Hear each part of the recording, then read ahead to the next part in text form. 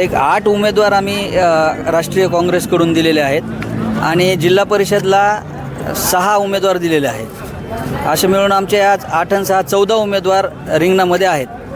प्रमुख कुठल्या ह्याच्यामध्ये आपण निवडणुकीच्या प्रचाराचा जोर देणार आहात? कुठलं सर? नाही, आम्ही सर्वच सर्कलमध्ये ताकद लावणार आहोत. काँग्रेस सर्वच्या सर्व उमेदवारांच्या पाठीशी ठामपणे उभे राहणार आहे आणि सर्वांच्या सोबत आम्ही सर्वांच्या प्रचाराला सारख्याच पद्धतीने न्याय देण्याचा प्रयत्न करणार आहोत. प्रचार सभांचं काय नियोजन असतं? प्रचारसभा आम्ही मागितलेल्या आहेत. आम्हाला महाराष्ट्र प्रदेश काँग्रेसकडून प्रचारसभा मिळतील आणि त्या पद्धतीनं पुढचा जो कार्यक्रम ठरेल तो आपल्याला कळवण्यात येईल. इस्माईल सर, आपण तुमचा चमत्कार संपूर्ण जिंतूरकरांनी नगरपालिकेला पाहिलेला आहे. आता जिल्हा परिषद आणि पंचायत समितीला काय आम्हाला पाहायला मिळेल?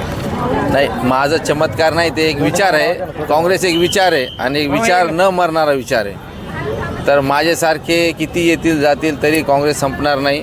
काँग्रेस हा पक्ष विचारधारेवरच आहे आणि ही विचारधारा शेवटपर्यंत या देशामध्ये कायम राहणार आहे आणि या विचारधारेवरच पुढचं आमचं जे काँग्रेसचं वर्चस्व देशामध्ये वाढत जाणार आहे. आता आज आमचे नगरपालिकेला 4 उमेदवार आलेत निवडून.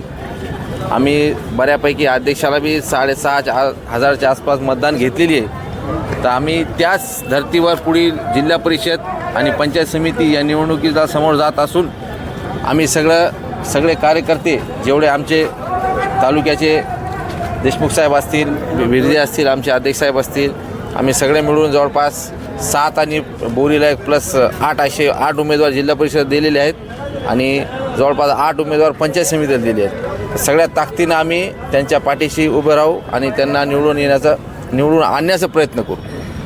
तुमचा अजेंडा काय राहणार? आमचा अजेंडा आहे मूलभूत सुविधांवर जास्त आमचं लक्ष असते आणि ते राहणार बी आहे. जे पाणी, रस्ते, लाईट, जे ग्रामीण भागामध्ये दळणवळणाचे बरेच प्रश्न आहेत त्या प्रश्नाकडे जास्त लक्ष असणार आहेत. तसंच ग्रामीण भागातल्या रोजगारावर कोणी सगळं असं लक्ष नाहीत, त्याकडे आमचं जास्त लक्ष असणार आहे. नाही, पक्ष कार्यकारिणी म्हणजे असं नाही, असं काय नाही. लोक इकून तिकून सगळीकडं या पक्षातून त्या पक्षातून संध्याकाळी असो सकाळी दुसऱ्या पक्षात असतात. तसंच आता आम्ही जे उमेदवार दिलेत ते कुठे ना कुठे असतील. आज ते काँग्रेससोबत आलेत तर असे कार्यकर्ते जुळून पक्ष होत असते. एकदाच कुठलाही पक्ष तयार होत नसते. आज आम्ही जिल्हा परिषदला समोर जात आहे तर आम्हाला नक्कीच यश मिळेल याची आम्हाला खात्री आहे. आपण कार्यभार पाहत आहोत आणि आता आपल्याकडे जिल्ह्याची जबाबदारी आलेली आहे. खास करून आता आपण जिंतूरचे रहिवासी आहात, भूमिपुत्र आहात. जिंतूरची परिस्थिती जशी आता तालुकाध्यक्षांनी सांगितलेली आहे. किती उमेदवार आहेत आणि कोणत्या सरकारला?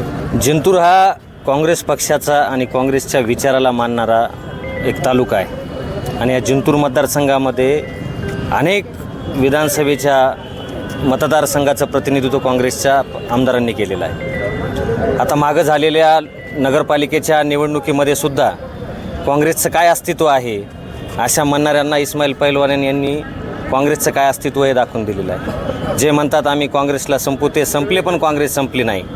ही येणारी जी निवडणूक आहे ही भांडवलशाहीविरुद्ध लोकशाहीचं जतन करणाऱ्या सर्वच आमच्या मतदार भावांची निवडणूक आहे आणि ती लोकशाही वाचली पाहिजे यासाठी आम्ही पूर्णच काँग्रेसचे पदाधिकारी पूर्ण ताकदीनं लढत आहोत. आपल्या जिंतूर तालुक्यामध्ये 10 जिल्हा परिषदेचे गट आहेत. त्यामध्ये समविचारी पक्षांना सोबत घेत आम्ही 8 ठिकाणी उमेदवारी अर्ज दाखल केलेले आहेत.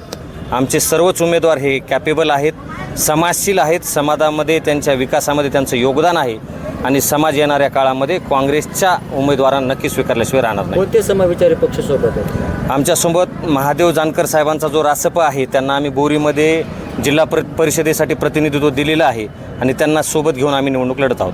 बरं, वंचित सोबत युती होणार अशी चर्चा होती. काय पुढच्या हालचाली काय? वंचित बहुजन आघाडीसोबत त्यांनीही पुढाकार घेतला, आम्हीही पुढाकार घेतला. आमच्या 1-2 बैठकाही झाल्या. आम्ही दोघांनीही प्रामाणिक प्रयत्न केले, पण थोड्या काही जागेच्या बाबतीमधल्या भूमिका आमच्याही आणि त्यांच्याही थोड्या ॲडजस्टमेंट किंवा त्या जागेसाठी तोडगा न निघाल्यामुळं थोडं आमची युती फिसकटली. पण त्यांची जी विचारधारा आहे त्यांची विचारधारा ही देशाची लोकशाही वाचवण्याची आहे. आमची ही विचारधारा देशाची लोकशाही वाचवण्याची आहे. रासपा ही लोकशाहीची विचारधारा वाचवण्यासाठीच काम करत आहे. तर अशा शिव, फुले, शाहू आंबेडकर, राष्ट्रमाता अहिल्याबाई होळकर, लोकशाहीर अण्णाभाऊ साठे यांची जी विचारधारा आहे ही विचारधारा घेऊन आम्ही येणाऱ्या काळामध्ये निवडणूक लढवणार आहोत.